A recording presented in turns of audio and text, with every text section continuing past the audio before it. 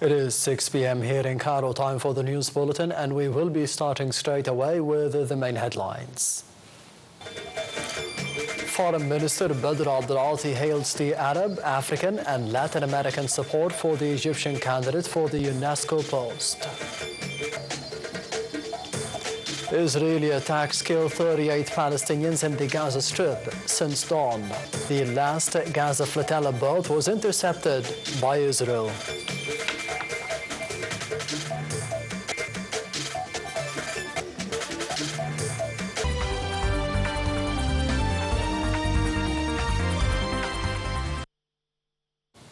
Foreign Minister Badr Abdulati expressed his appreciation for the Arab countries' support for the nomination of the former Tourism Minister Dr. Khalid Al-Anani for the position of the Director General of the UNESCO. Foreign Minister Abdulati said that Anani's nomination represents great importance for the Arab and the African countries.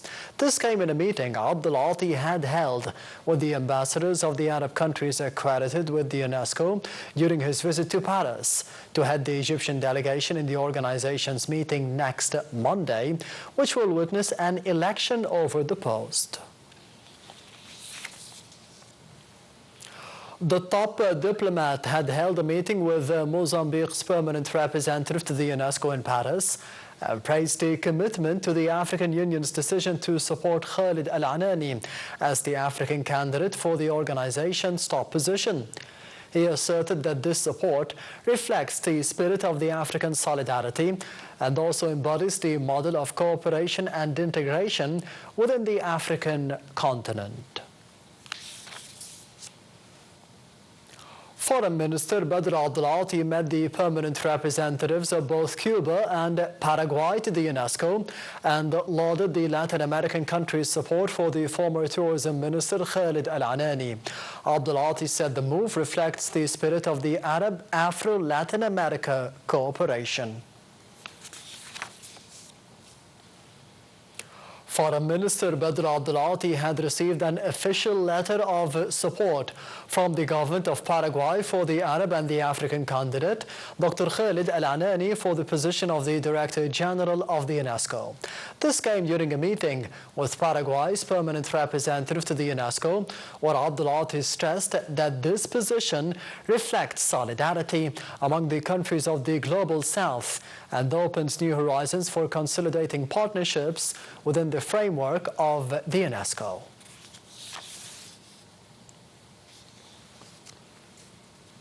Minister Abdulati said that Egypt attaches top priority to the inauguration of the new headquarters of Senghor University of the Francophonie in Alexandria.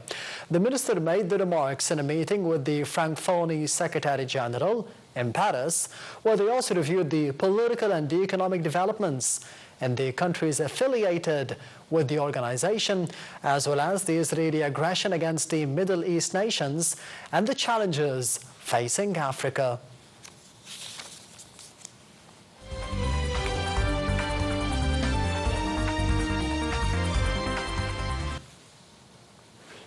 U.S. President Donald Trump said that Hamas should respond to his Gaza peace deal by Sunday night. Earlier, a Hamas official said that the group still needed time to study a plan for Gaza put forward by the U.S. President and backed by the Prime Minister of the Israeli Occupation Authority, Benjamin Netanyahu. Trump on Tuesday had given Hamas an ultimatum of 3 or 4 days to accept the plan to end the genocide war in the Palestinian territory. The plan calls for a ceasefire, the release of hostages within 72 hours, Hamas's disarmament, and the gradual withdrawal of the Israeli occupation forces from Gaza. That would be followed by a post-war transitional authority headed by Trump himself. World powers, including Arab and Muslim nations, have welcomed the proposal.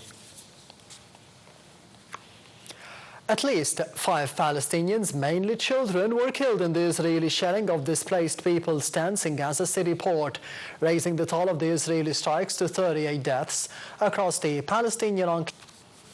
Humanitarian agencies warned that the amount of the urgent supplies being allowed into the Gaza Strip are grossly insufficient to meet the immense needs of the population in the Palestinian territory.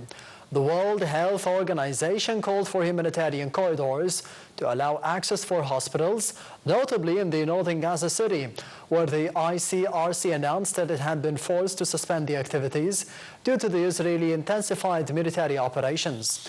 Meanwhile, the United Nations insisted there was no safe place for the Palestinians ordered to leave the Gaza City and that the Israeli designated zones in the Gaza Strip were places of death.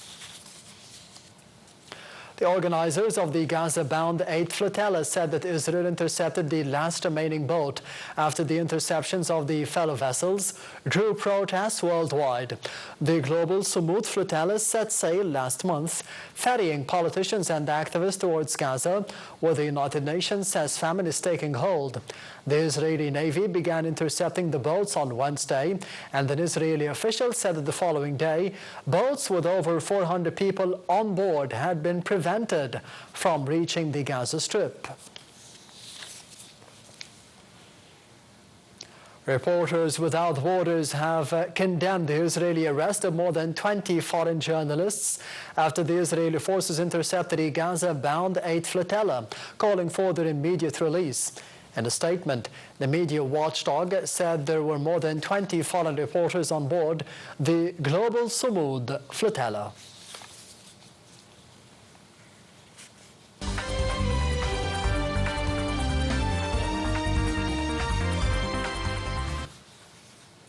Syria completed the preparations for the first legislative elections since the ousting of former President Bashar al-Assad.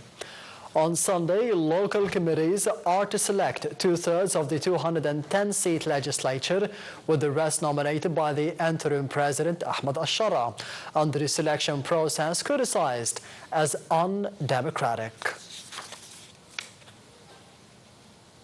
The European Union called on all the parties to keep calm in Morocco, which has been rocked by protests against the alleged deterioration in health and education services. EU Foreign Affairs spokesman Anwar Al-Anouni told reporters in Brussels that they recognize the importance of the youth participation in public life and call on all the parties involved to keep calm. Germany's Munich airport said the normal service resumed after several drone sightings forced its closure overnight. The closure is the latest in a string of similar aviation disruptions in Denmark, Norway and Poland, which have recently suspended the flights due to the unidentified drones. However, Romania and Estonia have pointed the finger at Russia, which has brushed off the allegations. Kiev's gas operator said that Russia overnight carried out the largest attack on the Ukrainian gas network. Ukraine's power grid was targeted in waves of overnight attacks that have at times plunged millions into darkness and cut off the heating supplies as temperatures plunged below freezing.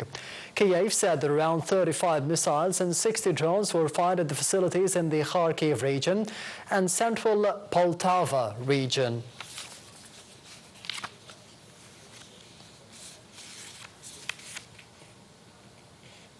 Czechs began voting in an election likely to oust the government, with the polls favoring billionaire Andrej Babiš to return to power on pledges to raise the wages and lift growth while reducing aid for Ukraine.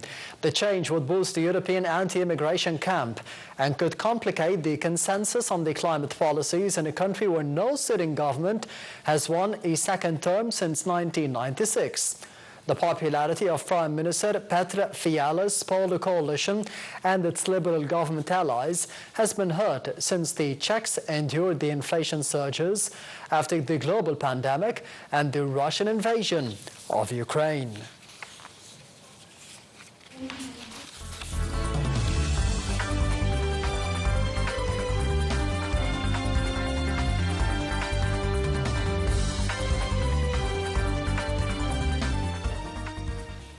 Minister of Petroleum and Mineral Resources Karim Badawi reviewed with the Deputy Chairman of the Malaysian company Petronas for liquefied natural gas and his accompanying delegation means to enhance the strategic partnership in the field of natural gas and to optimize the benefit from the gas sector in Egypt.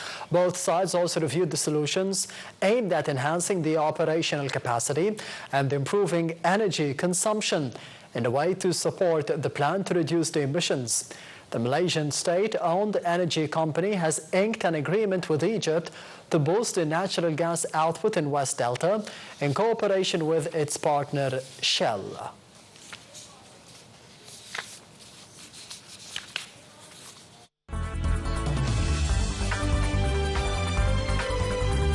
This brings us to the end of the news bulletin for today. Thank you for watching and goodbye.